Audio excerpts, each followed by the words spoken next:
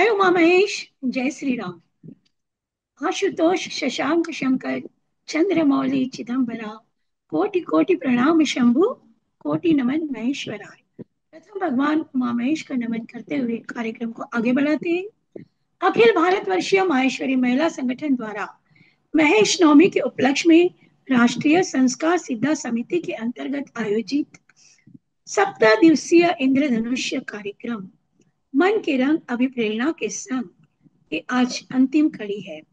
हमारे बीच उपस्थित है निवर्तमान राष्ट्रीय सभापति जी श्रीमान श्याम जी सोनी साहब तथा प्रमुख वक्ता के रूप में, जी हाँ, संगमनेर के बहुमुखी व्यक्तित्व के धनी श्रीमान संजय जी मालपाणी साहब, राष्ट्रीय अध्यक्ष आदरणीय मंजू जी बांगड़, समस्त अग्रज पूर्व राष्ट्रीय अध्यक्ष संरक्षकगण, सभी पदाधिकारीगण, समस्त समिति प्रभारी, संगठन के समस्त सदस्य बहनें और जिनकी मेहनत से यह सप्ताह साकार हुआ, जी हाँ, संस्कार सिद्धा समिति प्रभारी अंजलि जी तापड़िया, अनुसया जी मालू, सभी सह प्रभारीगण, विशेष अभिनंदन उन सभी किशोरियों का, युवतियों का जिनकी प्रतिदिन उपस्थिति से यह सभागार सजा रहा। आप सभी को महेश नवमी की अग्रिम शुभकामनाओं के साथ राष्ट्रीय महामंत्री ज्योति राठी का सादर अभिवादन वंदन नमन। मन के रंग को व्यक्तित्व के प्रत्येक क्षेत्र में ज्ञान की व्याख्यान माला से सप्तरंगी निखार लाने की कोशिश की गई और जहां तक मुझे लगता है हमें सफलता भी मिली है। तो आइए हम आज की प्रमुख कड़ी के प्रबुद्ध वक्ता व अतिथि को सुनने से पहले इसके पूर्व में आमंत्रित करना चाहूंगी राष्ट्रीय अध्यक्ष आदरणीय मंजू जी बांगड़ को अपने शब्द सुमनों से स्वागत करने हेतु। आदरणीय दीदी, आप सादर आमंत्रित है। धन्यवाद ज्योति जी। जय उमा महेश। जय श्री राम। कृपा जिनकी हमारे ऊपर माँ शक्ति का वरदान है। कृपा जिनकी हमारे ऊपर माँ शक्ति का वरदान है। और गर्व से जीना सिखाया जिसने, गर्व से जीना सिखाया जिसने, हम उस महेश्वर की संतान हैं। हम उस महेश्वर की संतान हैं। ऐसे भगवान उमा महेश का वंदन सर्वप्रथम मेरी श्रद्धा अभिव्यक्ति है। प्रभु राम का स्मरण अनुपम भक्ति है। माँ भारती को नमन राष्ट्र प्रेम की अनुरक्ति है। और आप सभी समाज विभूतियों को का मार्गदर्शन, स्नेही स्वजन एवं संगठन बहनों का सानिध्य मेरी मंजूर शक्ति है। मेरी मंजूर शक्ति है। इसी मधुर भाव के साथ राष्ट्रीय अध्यक्ष के रूप में मंजू बांगड़ का आप सभी को आत्मीय अभिवादन। आगामी 4 जून 2025 ज्येष्ठ शुक्ल नवमी हमारा वंशोत्पत्ति दिवस महेश नवमी है, जैसा कि आप सभी को विदित भी है।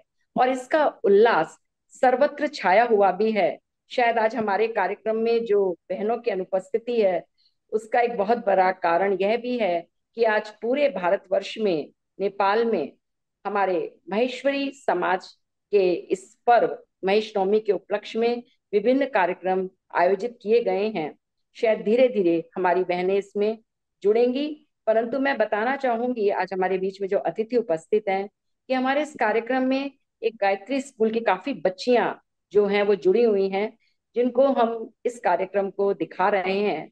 और आज उन बेटियों का भी मैं विशेष रूप से नमन करती हूँ। इस शुभ अवसर पर इसी परिप्रेक्ष्य में अखिल भारत वर्षीय महेश्वरी महिला संगठन के तत्वाधान में संस्कार सिद्धा द्वारा आयोजित यह कार्यक्रम बहुत सुंदर जीवन के रंग अभिप्रेरणा के संग चिंतन मनन को सार्थक करती है। व्याख्यान माला आज जैसा कि अभी आपने सुना, इसका अंतिम दिवस अर्थात समापन है। और आप सबकी उपस्थिति इसमें मुझे अत्यंत हर्ष का अनुभव करा रही है। मैं समझती हूँ श्रद्धा ज्ञान देती है और नम्रता मान देती है, और जब योग्यता स्थान देती है, और जब तीनों मिल जाएं तो सम्मान देती है। और आज एक ऐसी ही सम्मानित विभूति हमारे बीच इस जूम प्रांगण में अतिथि के रूप में मंचा से महासभा के निवर्तमान सभापति भाई श्री श्याम जी सोनी भाई साहब की उपस्थिति हमें अत्यंत गर्व का अनुभव करा रही है। समाज के कर्णधार के रूप में आपकी अदम्य निष्ठा से हम सभी चिर परिचित हैं।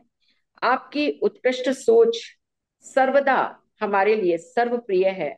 हमेशा आप कुछ ना कुछ अभिप्रेरक वीडियो हम सबको भेजा करते हैं राष्ट्र अध्यक्ष के रूप में, तो मुझे हमेशा मिलते रहते हैं, जिसमें कोई ना कोई शिक्षाप्रद, कोई ना कोई ऐसी बात होती है जो सभी के लिए अनुकरणीय होती है। आज भी आपके द्वारा भेजा गया एक वीडियो हम यहाँ पर सभी को अवश्य दिखाएंगे। आपके लिए मैं यही कहूंगी कि ताप से जलना न सीखो, दीप से मुस्कान सीखो। ताप से जलना न सीखो, दीप से मुस्कान सीखो। सूर्य से सूर्य से ढलना न सीखो, सूर्य से ढलना न सीखो। सूर्य से उत्थान सीखो। सीखना है हम इस चित्र में अंकित कहा है। राह चलना ही न सीखो, राह का निर्माण सीखो। राह का निर्माण सीखो। ऐसे ही समाज के निर्माण करता, समाज की प्रगति में सर्वदा सहायक आपकी उत्कृष्ट जो सोच सर्वदा वंदनीय है, अभिनंदनीय है। आपका बहुत बहुत अभिवादन। इसी क्रम में हमारे बीच में आज प्रेरक वक्ता के रूप में उपस्थित हैं गीता परिवार के राष्ट्रीय कार्य अध्यक्ष भाई श्री संजय जी मालपानी, जिनका कैसे हरे क्लेश भगवान महेश, इस विषय पर बहुत ही सुंदर मार्गदर्शन हमें मिलेगा। आपका सरल सहज व्यक्तित्व, प्रखरता, सकारात्मकता, मधुर वाणी मन को सर्वदा अभिभूत कर जाती है, जिसके लिए मैं यही कहूंगी कि यह शुचिता, यह अनुशासन, यह शुचिता, यह अनुशासन, यह प्रतिबद्धता दुर्लभ है। एक हाथ में सरलता और दूजे में विद्वत्ता का नव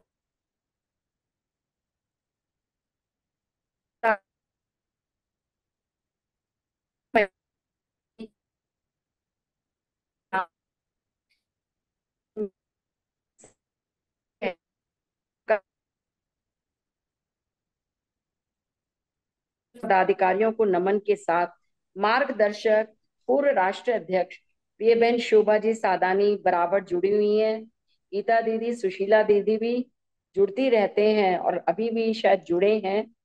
सभी हमारी समिति प्रभारी, सह प्रभारी, नेपाल चैप्टर सहित सभी प्रदेशों की अग्रज व श्रेष्ठ बहनों को हृदयग्राही नमन करती हूँ, जिनकी उपस्थिति हमारे इस कार्यक्रम को सार्थकता प्रदान कर रही है। हमारी आयोजक समिति यानी संस्कार सिद्धा राष्ट्र समिति की राष्ट्र समिति प्रभारी प्रिय अंजलि जी, प्रदर्शक अनसुईया जी एवं उनकी समस्त आंचलिक सह प्रभारी, जिनके अथक प्रयासों, जिनकी टीम के अथक अथक सोच और सुंदर कार्यशैली से आज यह जूम प्रांगण सजा हुआ है। आपको मैं बहुत बहुत बधाई और साधुवाद देती हूँ कि एक उद्देश्यपूर्ण कार्यक्रम आपने सार्थक किया, और शायद जो यह श्रृंखला हमारी शुभारंभ हो चुकी है और आज इसका समापन है, इससे जितनी भी बहनें जुड़ी हैं, जितनी भी युवतियां जुड़ी हैं, वे सभी लाभान्वित हुए हैं, ऐसा मेरा विश्वास है। आपके भी आज अभिनंदन में यही कहना चाहूंगी कि अंजुरी में ढेरों फूल लिए, अंजलि में ढेरों सुमन खिले, मन के रंग अभिप्रेरणा संग खिलती राहों में। अनुसुईया की विशिष्टता हो चंचल की निगाहों में, अनुसुईया की विशिष्टता हो चंचल की निगाहों में। हर कदम पर छाए हंसा सी अपूर्व आभा की अनुराधामयी बहार। भगवान शिव के आशीर्वाद संग हम सभी सफल रहें, भगवान शिव के आशीर्वाद संग हम सभी सफल रहें, यही शुभकामना मंजुल सी आप सभी को बारंबार बारंबार बारंबार।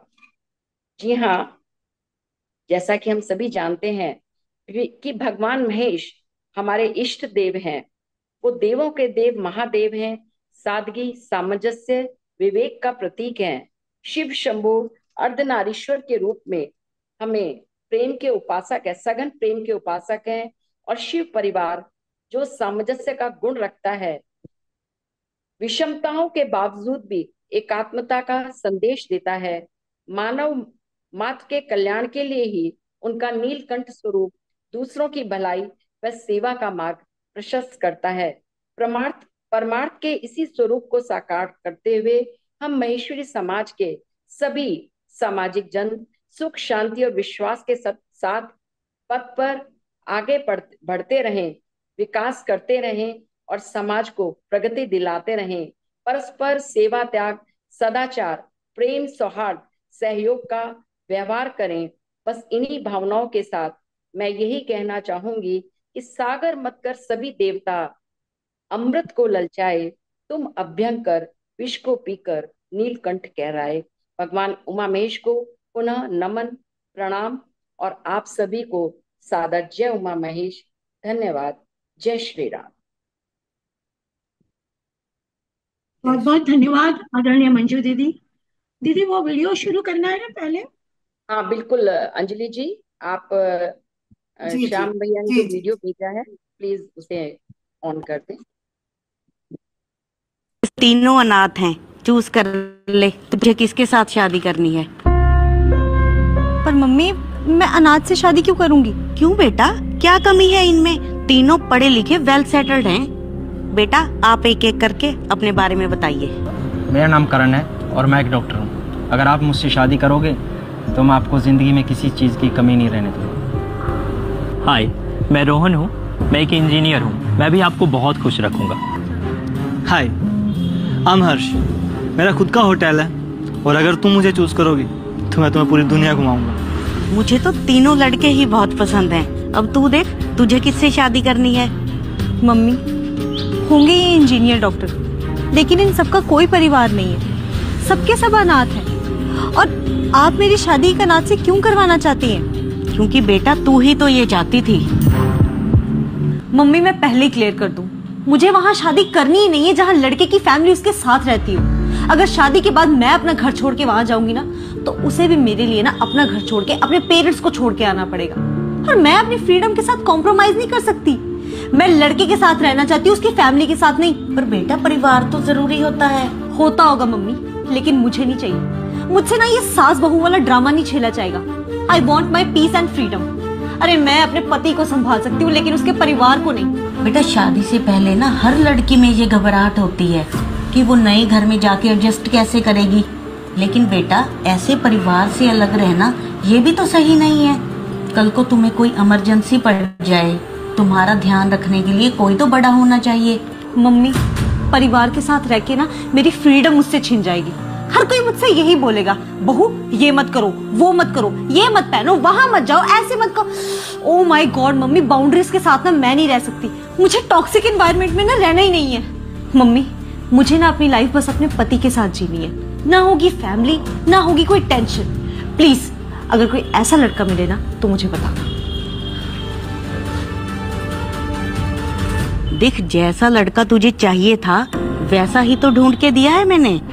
तू यही चाहती थी ना कि उसकी कोई फैमिली ना हो। देख इनमें से किसी की भी फैमिली नहीं है ना। अब तुझे कोई रोकने टोकने वाला, ये अपने काम पे चले जाएंगे। तू जैसा मर्जी खा, जैसा मर्जी पहन, पूरी लाइफ एंजॉय कर अपनी जैसे मर्जी। ना ही कोई परिवार की टेंशन, ना ही कोई टॉक्सिसिटी। यार मम्मी ऐसे थोड़ी होता है। अरे बेटा यही तो मैं तुम्हें समझाने की कोशिश कर रही थी। ये जो तुम लड़कियों ने ट्रेंड बनाया हुआ है ना कि हमें अलग रहना है, हमें परिवार के साथ रहना नहीं, हमें फैमिली नहीं चाहिए। तुम्हें अगर चुनना ही है ना लड़का तो अनाथालय से चुनो, क्योंकि उनके परिवार तो होते ही नहीं है।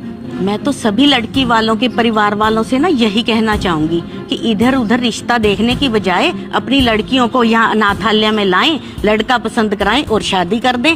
परिवार की सिरदर्दी ही खत्म। ठीक है ना, यही करना चाहिए ना उन्हें। सॉरी मम्मी, मुझे ये बात रियलाइज हो चुकी है कि परिवार की क्या इम्पोर्टेंस होती है। अगर कोई मुझे मेरे माँ बाप से अलग करेगा और मुझे जो फील होगा वही सेम लड़के को भी तो फील होगा ना, जब कोई उसको उसके माँ बाप से अलग करेगा। अब मैं कभी भी जिद नहीं करूँगी आपसे परिवार को लेके। और मम्मी अब जैसा भी लड़का ढूंढना चाहती है ना मेरे लिए, वैसा ही ढूंढिए। परिवार की कीमत ना वही लोग समझ सकते हैं जिनके परिवार नहीं होते। इन लोगों को देखो, ये बेचारे परिवार के लिए तरसते हैं। इसलिए बेटा भगवान का हमेशा शुक्रिया अदा करो कि उसने तुम्हें परिवार दिया। बेटा तुम सबका बहुत बहुत थैंक यू।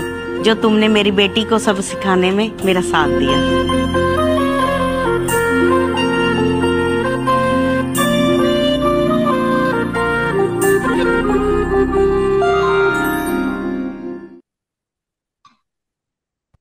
बहुत सुंदर, बहुत ही बहुत सुंदर ही और शिक्षाप्रद वीडियो भैया आपने जो भेजा, और एक संदेश दे रहा है हमारी बेटियों को, जो वास्तव में आज की जरूरत है। बहुत बहुत आपको नमन। सही कहा दीदी आपने। चलिए अब हम आगे बढ़ते हैं। आज हमारे बीच प्रमुख अतिथि के रूप में, जैसे कि आप सभी ने जाना, आदरणीय श्रीमान श्याम जी सोनी भाई साहब, निवर्तमान सभापति जी महासभा उपस्थित है। आपको आमंत्रित करने से पहले मैं कुछ बात बताना चाहूंगी। विगत 45 से अधिक वर्षों का जिनका सामाजिक सफर रहा हो, स्थानीय से युवा, युवा से प्रदेश, प्रदेश से राष्ट्र, अनवरत जिनका सामाजिक जीवन हो, प्रत्येक पद को जिन्होंने सुशोभित किया हो, तो अनुभवों का खजाना उनके पास भरा हो, इसमें कोई संदेह नहीं है। विशेष बात यह है, आपने हमारे महिला संगठन के आदरणीय पद्मा जी मुंदड़ा से आज तक की सभी पूर्व अध्यक्षाओं के साथ समर्पण, सहयोग व आत्मीयता के भाव से कार्य किया, और हम भाग्यशाली हैं कि आज हमें भी आपका उतना ही सहयोग व स्नेह प्राप्त हो रहा है। हाल ही में नागपुर की बैठक इसका प्रत्यक्ष उदाहरण है। आपके व्यक्तित्व का एक विशेष गुण, जो मुझे नहीं, हम सभी को शायद अच्छा लगता है, आप, जिससे हमारा उत्साह वर्धन होता है कि तो वही कोई गलती होती है या गलत कार्य होता है, उससे भी आप हमें अवगत कराते हैं। यह कार्य हर कोई नहीं कर सकता है। ऐसे बहुआयामी व्यक्तित्व के धनी आदरणीय श्याम भाई साहब, आपको उद्बोधन हेतु मैं सादर आमंत्रित करती हूँ। धन्यवाद ज्योति जी। अखिल भारतवर्षीय माहेश्वरी महिला संगठन के जूम प्रांगण में संगठन की अध्यक्षा आदरणीय मंजू भाभी, प्रांगण में उपस्थित पूर्व अध्यक्षा शोभा जी, उनको मैंने देख लिया है इसलिए, और जय श्री कृष्ण भी हुआ, और भी अगर पूर्व अध्यक्षा उपस्थित हैं तो सभी पूर्व अध्यक्षाओं को नमन। साथ में ये जो आपका 7 दिवसीय कार्यक्रम जिस समिति के अंतर्गत हुआ, संस्कार सिद्धा, इनके इंचार्ज अंजलि जी और अनुसुईया जी को भी मैं नमन करना चाहता हूं। मैंने ज्योति जी ये आपका पोस्टर 7 दिन के कार्यक्रम का कुछ दिन पहले ग्रुप में देखा था, तभी मुझे लगा कि एक बहुत ही सुंदर प्रस्तुति महेश नवमी के पूर्व सप्ताह में आप समाज को, बहनों को और हमारी युवतियों को करने जा रही है।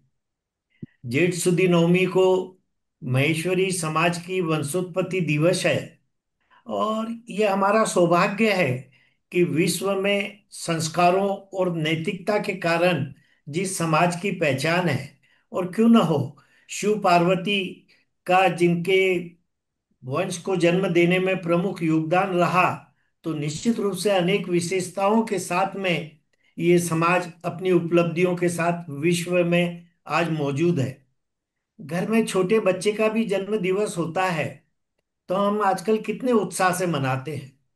तो एक विश्व को जो गाइड कर रहा है, विश्व में जो विख्यात है, ऐसे समाज का जब जन्म दिवस हो, वंशोत्पत्ति दिवस हो, तो उसको कितने उत्साह के साथ मनाना चाहिए। और निश्चित रूप से इसी बात को ध्यान में रखते हुए पिछले वर्षों में हमारे महासभा, प्रादेशिक संगठन, युवा संगठन, महिला संगठन सभी स्तर पर इसके लिए प्रयासरत हैं, और यही कारण है कि लगातार हमारे इन कार्यक्रमों में उत्साह बढ़ते जा रहा है, उपस्थिति बढ़ती जा रही है, और अनेक स्थानों पर तो अब ये कार्यक्रम 1 दिवसीय, 3 दिवसीय नहीं रहा, करीब करीब 2 से 3 सप्ताह तक ये कार्यक्रम पहुंच गया। और 4 जून को जब हम इस बार जेठ सुदी नवमी को वंशोत्पत्ति दिवस मनाएंगे, उसके पूर्व सप्ताह भर मैंने देखा कि मन के रंग और आत्मा अभिप्रेरणा के संग ये आपने जो स्लोगन दिया, और ऐसे ऐसे वक्ताओं को आपने आमंत्रित किया कि मैं ने आज मंजू जी से फिर से वो पोस्टर बुलाया था, तो शुरुआत हाँ। हुई भाई रमेश जी मर्दा से, जो सामाजिक विषयों के हमारे कुशल चितेरे हैं। बरसों से अपने विचारों से समाज को क्या गड़बड़ हो सकती है, कहाँ गलतियां हो सकती है, युवा पीढ़ियों को आह्वान करते हैं, और कैसे परिवार में सब मिलजुल कर प्रेम से रहें, इसके बारे में अपने विचार प्रकट करते रहते हैं। दूसरे वक्ता के रूप में निश्चित रूप से वो आपके टीम मेंबर है, मगर अनुराधा जी को हमेशा ही सुनना किसी के लिए भी अच्छा मोटिवेशनल हो सकता है। अब ये बात तो अलग थी कि आपके कार्यक्रम रोज वर्किंग डे में 3:30 बजे होने के कारण मुझे लगता है कि पुरुष वर्ग उसका इतना फायदा नहीं उठा पाया। इसीलिए मैंने मंजू भाभी से निवेदन किया कि इसकी सारी रिकॉर्डिंग बाद में जरूर ज्योति जी सबको जारी करिएगा, जिससे हम लोग भी इस सारे ज्ञान के अनुभवों का लाभ उठा सके। और फिर बाद में आज जब जो देश में माहौल बना हुआ है पहलगाम इंसिडेंट के बाद में, और भारत पाकिस्तान युद्ध की जो स्थिति निर्माण हो गई थी, उस समय पर देश में ऐसे वक्ता पुष्पेंद्र जी, देश की बात अपनों के साथ आपने रखा। निश्चित रूप से मेरे को लगता है कि उनका उद्बोधन जब हमें सुनने को मिलेगा, आप लोगों ने तो सुना ही है, मगर निश्चित रूप से माहेश्वरी समाज का हमेशा राष्ट्र के प्रति झुकाव रहा है। स्वतंत्रता आंदोलन में भी माहेश्वरी समाज का बड़ा योगदान रहा है। मैंने तो मंजू जी से निवेदन किया कि ये भी एक सब्जेक्ट आगे पीछे आपके कार्यक्रम में रखना चाहिए, क्योंकि बहुत कम लोगों को मालूम है कि स्वतंत्रता में माहेश्वरियों का कितना बड़ा योगदान रहा है करके। उन्होंने आश्वस्त किया है कि निश्चित रूप से आगे वो इस कार्यक्रम को रखेगी। और फिर 2 दिन पहले ही शायद आपका था मोनिका जी को कार्यक्रम में आमंत्रित करना। अंजलि जी, मोनिका जी पूना से है, मगर वो नागपुर की बहू है, तो हमने उन्हें जोधपुर अधिवेशन में भी आमंत्रित किया था। जी जी। 2 बच्चों की मां होकर हम्म। कोई महिला अगर बोइंग कंपनी से, जेपी मॉर्गन से होते हुए आज माइक्रोसॉफ्ट के डायरेक्टर लेवल पर पहुंचे, ये किसी के लिए भी ईर्ष्या का और शिक्षा का विषय हो सकता है। ये कोई मामूली उपलब्धि नहीं है। इंटरनेशनल जगत में तीनों ही कंपनियां अपना स्थान रखती है, मगर मोनिका जी पूना से नागपुर की बहू होकर विदेशों पर पहुंचकर अपने बच्चों को भी पालते हुए इस स्थान पर पहुंची, तो निश्चित रूप से उनसे जो चर्चा हुई होगी, हमारी बहुओं को, बेटियों को निश्चित रूप से शिक्षा के रूप में एक अलग आयाम कायम किया होगा उस दिन की चर्चा ने, ऐसा मुझे विश्वास है। और कल आपके एलन के गोविंद जी और आपके कार्यक्रम में थे। निश्चित रूप से इन सब लोगों को सुनना और उनके अनुभवों से लाभ लेना किसी के लिए भी अपना जीवन सुधारने जैसा है। और आज आज तो संजय भाई को आपने आमंत्रित किया है, वो हमारे समाज के कुशल वक्ताओं में से हैं, और उनको सब्जेक्ट भी आपने ऐसा दिया कि कैसे हरे हर क्लेश भगवान महेश। मुझे तो लगता है कि भगवान महेश तो हरते ही हैं, मगर संजय भाई की मुस्कुराहट देखकर ही अधिकांश लोगों का तो क्लेश वैसे ही दूर हो जाता है। इतनी कम उम्र में इतने ज्यादा विषयों पर अपना आधिपत्य स्थापित करना, निश्चित रूप से मालपानी परिवार के सारे ही सदस्य जिस तरह से समाज के उत्थान के लिए तन मन धन से हमेशा उपस्थित होते हैं, उपलब्ध होते हैं और सहयोग करते हैं, ये हम सब के लिए बहुत गौरव की और खुशी की बात है। मेरा सौभाग्य है कि आज इतवार का दिन है, आपने कार्यक्रम रखा, मुझे आमंत्रित किया, और हमेशा के समान संजय भाई को सुनना निश्चित रूप से एक सौभाग्य का विषय होगा। निश्चित महेश नवमी के पूर्व सप्ताह में ये सारा जो साप्ताहिक आपने किया, देश भर की बहनें मोटिवेट हुई होगी समाज के प्रति कार्य करने के लिए, और इससे निश्चित रूप से इस वर्ष की महेश नवमी में अगर और 4 चांद लगे तो उसमें महिला संगठन के इस साप्ताहिक प्रोग्राम का भी निश्चित योगदान होगा, ऐसा मेरा मानना है। पुनश्च आप सभी को महेश नवमी की बहुत बहुत शुभकामनाएं, बधाई। और आज आपने मुझे आमंत्रित किया, आपके सम्मुख उपस्थित होने का अवसर दिया, उसके लिए बहुत बहुत साधुवाद। जय महेश। धन्यवाद भैया। बहुत ही सुंदर और सारगर्भित जो आपने उद्बोधन दिया और हमारा जो उत्साह बढ़ाया, मैं समझती हूँ हमारे लिए वास्तव में ये एक मील का पत्थर साबित होगा। और प्रयास था, जब महेश नवमी का एक कार्यक्रम में आजकल जो देश में परिस्थितियां बन रही हैं उसको देखते हुए सोचा गया, जो सामाजिक परिस्थितियां बन रही हैं, कि कोई चिंतन मन की व्याख्यानशाला हम लोग करें।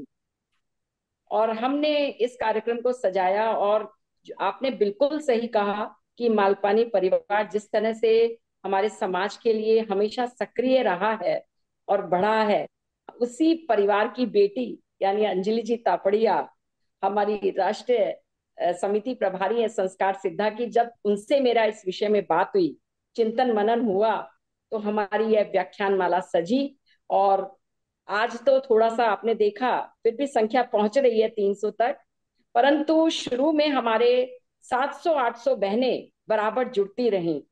और ये निश्चय ही एक हमारे लिए बहुत हर्ष का विषय है कि इस तरह के जूम कार्यक्रमों में हम ऐसे चिंतन करें तो शायद समाज का एक बहुत बड़ा जो विभिन्न समस्याएं आती हैं उनका निवारण भी हो सकता है और समाज की पहचान भी बनती है। इसीलिए ये भी भाभी मैं मैंने समझती हूँ। आपको हर समय वीडियो भेजते रहता हूँ। आपने आज एक बिल्कुल वीडियो भैया, दिखाया कि बहुत मुझे सुंदर कई वीडियो। बार लगता है कि घंटे भर का उद्बोधन वो काम नहीं करता जो 5 मिनट का वीडियो देखकर मन को प्रभावित कर देता है। नहीं नहीं, बिल्कुल भैया, आपका बहुत बहुत धन्यवाद पुनः और बहुत सहजता से आपने हमारे हमारे आमंत्रण को स्वीकार किया और तुरंत आप आए। हमेशा सहयोग देते और यही सहयोग भविष्य में भी सर्वदा महिला संगठन को मिलता रहेगा। नागपुर बैठक में भी आपका हमें बहुत सहयोग मिला, और सबसे ज्यादा मुझे अच्छा लगा कि मैं आपके घर आई और माँ से मिलने का मुझे सौभाग्य प्राप्त हुआ। वो मेरे लिए आज भी आशीर्वाद स्वरूप मुझे हमेशा आगे बढ़ने की प्रेरणा देता है। बहुत बहुत धन्यवाद भैया आपका। जय पुनश्च महेश। बहुत बहुत धन्यवाद। बहुत बहुत धन्यवाद आदरणीय श्याम भाई साहब जी, आदरणीय मंजू दीदी। आपने सभी समीक्षा आदरणीय भाई साहब के विचारों की कर दी है। तो चलिए अब हम आगे बढ़ते हैं अपने प्रमुख विषय की ओर। और मैं आमंत्रित करती हूँ अंजलि जी तापड़िया को कि वे आगे का संचालन करें। धन्यवाद आदरणीय ज्योति दीदी। आदरणीय श्यामजी भाई साहब, आपको नमन वंदन। भाई साहब, आपने हमेशा युवाओं को दिशा देने का कार्य किया, महिलाओं को सशक्त करने का प्रयास किया और समाज में परस्पर सहयोग की भावना को बढ़ावा दिया। आज आप समापन के दिन आए, बहुत भाग्यशाली है हम। आपको हम सभी की ओर से प्रणाम वंदन। आइए आगे बढ़ते हैं। आज हमने वक्ता के रूप में आमंत्रित किया है आदरणीय डॉक्टर संजय भैया मालपाणी। वे गीता परिवार के संगठन, सेवा और संस्कार का सशक्त प्रतीक है। ऐसे विचारशील, कृतिशील व्यक्तित्व का परिचय देने हेतु आमंत्रित है संस्कार सिद्धा की पश्चिमांचल सह प्रभारी हंसाजी चितलांगिया, जिन्होंने उत्तरी राजस्थान का संयुक्त मंत्री एवं संगठन मंत्री का पदभार भी बड़े कुशलता से संभाला था। हंसा जी। धन्यवाद अंजलि जी। आदरणीय श्री संजय जी मालपानी, जिनका नाम नभ में सूर्य की भांति देदीप्यमान है, हिमालय के शिखर की भांति आकाश की ऊंचाइयों को छू रहा है, उनका परिचय देने का परम सौभाग्य मुझे प्राप्त हुआ है। विनम्र स्वभाव, बहुमुखी प्रतिभा और ओजस्वी वाणी के धनी आदरणीय श्री संजय जी मालपानी का मैं स्वागत, वंदन एवं अभिनंदन करती हूँ। आप मालपानी उद्योग समूह के संचालक हैं। 8 राज्यों में प्रकल्प, जहां 8,000 कर्मचारियों का परिवार है, 150 ग्राहकोपयोगी उत्पादन आपकी दूरदर्शिता का प्रमाण है। Imagica Wet and Joy, Sai Tirth Park, Pune, Nashik व मुंबई आदि स्थानों पर गृह निर्माण प्रकल्प आपकी कर्मठता की गाथा कहते हैं। 600 मेगावाट के हरित प्रकल्प आपके पर्यावरण प्रेम की अभिव्यक्ति हैं। राष्ट्रीय योगासन क्रीड़ा महासंघ के उपाध्यक्ष स्वयं 85 नए आसनों को निर्मित कर उन्हें संस्कृत में नाम दिया।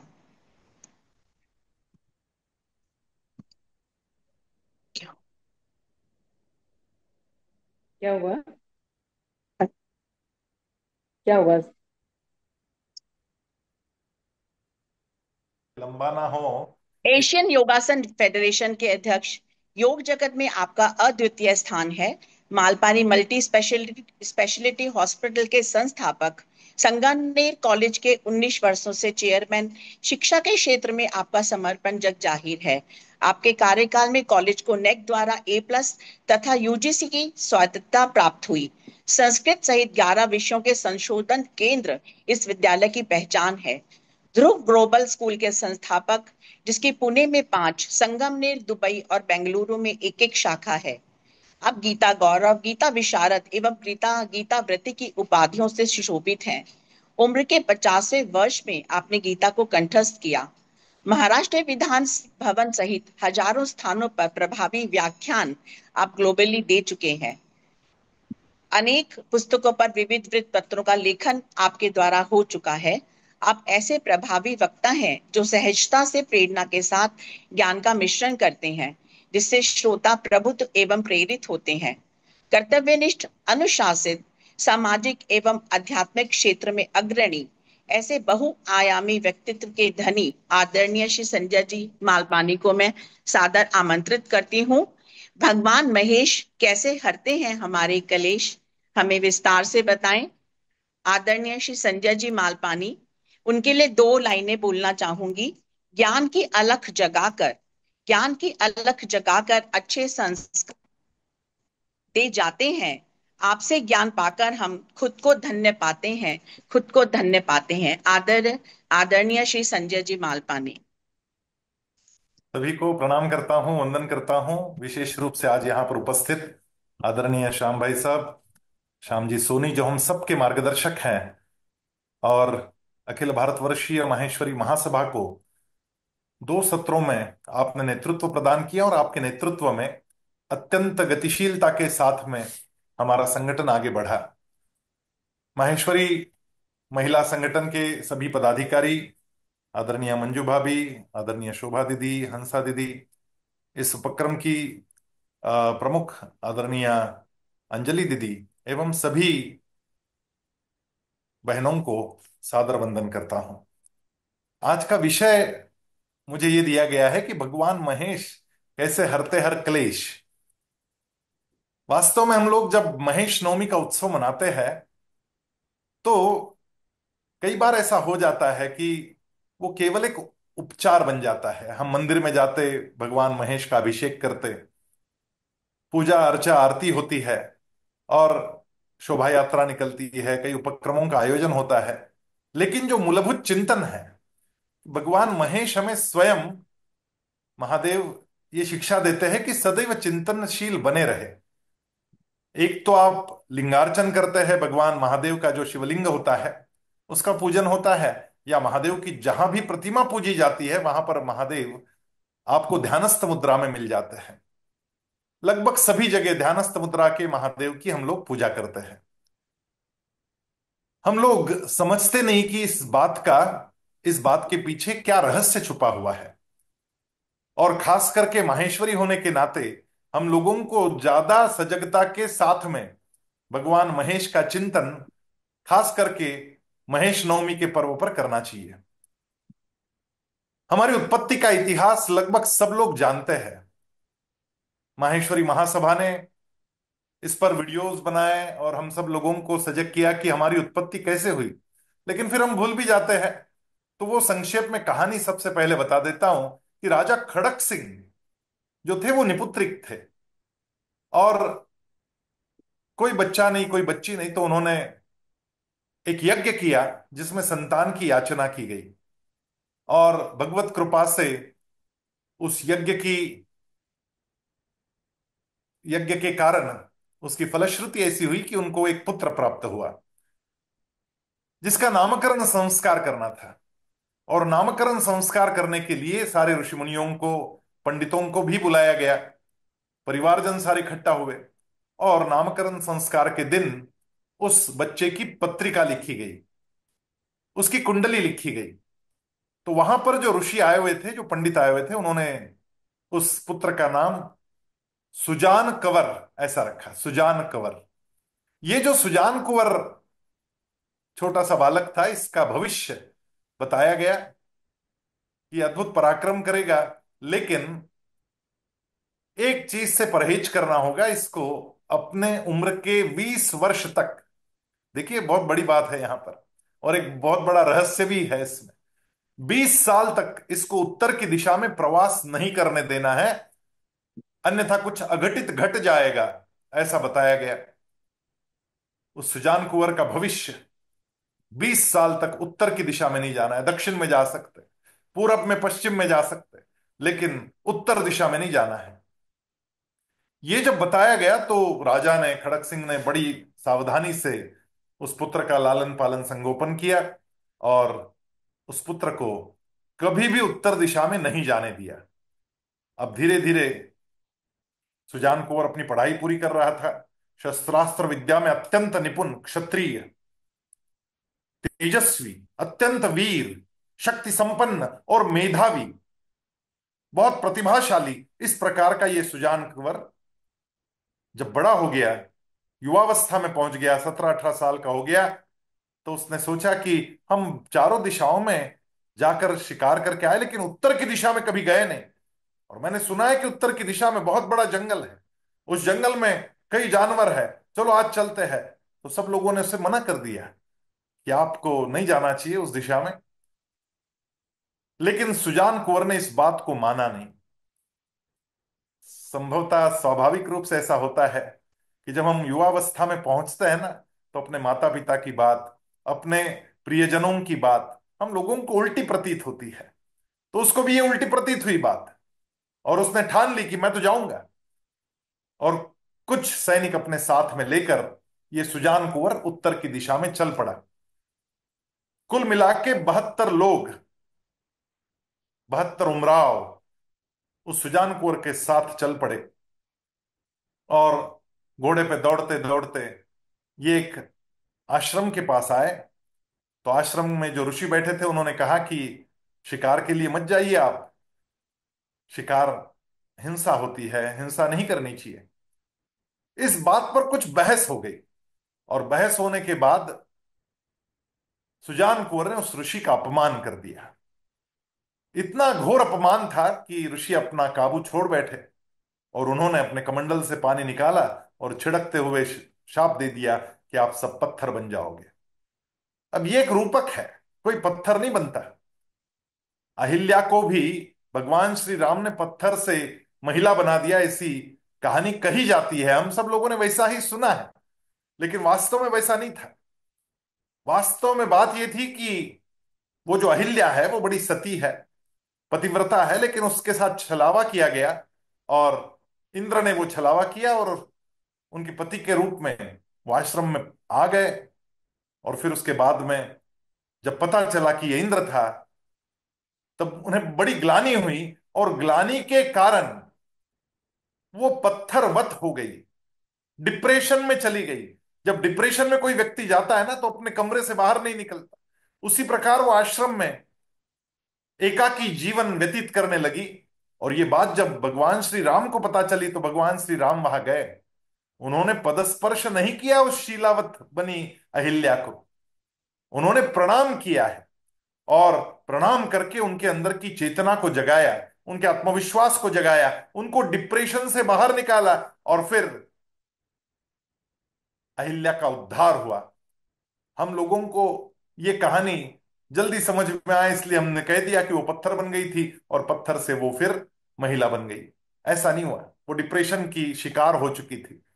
उसी प्रकार ये सारे 72 उमराव जो कुंवर सुजान सिंह के साथ वहां गए थे, वो पत्थरवत हो गए, बैठ गए नीचे। अब उनका कहीं जाने का मन नहीं था। और ये वार्ता जब पता चली, तो उन 72 उमरावों की जो रानियां थी वो वहां पे जाके पहुंची, और उन्होंने ऋषि को प्रार्थना की कि आप ये शाप जो आपने दिया है वो बहुत घनघोर है, इससे बड़ी हानि होगी, तो आप कृपया इन्हें शाप मुक्त कर दीजिए। लेकिन ऋषि ने कह दिया कि मुझे भी पछतावा है कि मैंने ऐसा शाप नहीं देना चाहिए था, लेकिन इन्होंने काम ही ऐसा किया, अपमान ही ऐसा किया कि मैं अपने काबू में नहीं रहा और मैंने ये शाप दे दिया। अब एक ही इलाज है, आप सब लोग भगवान महादेव की प्रार्थना करें, तपस्या करें, और तपस्या से महादेव को प्रसन्न करें, तो महादेव इनका उद्धार कर देंगे। और फिर वहां घनघोर तपस्या हुई। इन 72 रानियों ने वहां पे तपस्या की। सुजान कुंवर की पत्नी चंद्रावती, ये चंद्रावती तो इतनी घनघोर तपस्या में लगी है। वास्तव में एक बात मैं आपको बताना चाहता हूं कि बिगाड़ने का काम घर के मर्द करते हैं, और उसको सुधारने का काम जो है वो घर की महिलाएं करती है। सारे अधर्म मर्द कर देते हैं, और फिर धर्म पर परिवार को लाने का काम महिलाएं करती है।